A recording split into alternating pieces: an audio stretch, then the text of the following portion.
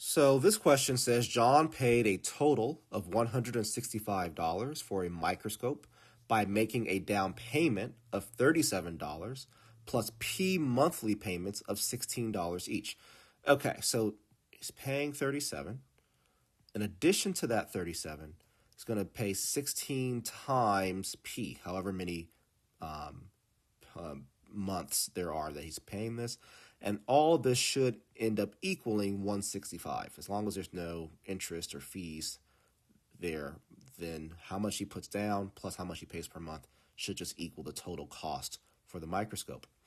Which of the following equations represents this situation? So I just translated this. So this is definitely a translation question where we're just taking the wording from the sentence and converting it into a mathematical statement.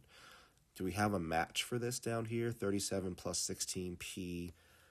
Perfect. Choice C, right? So the order of the 37 to 16p are reversed, but that's perfectly fine. These two things match up. So choice C is the correct answer.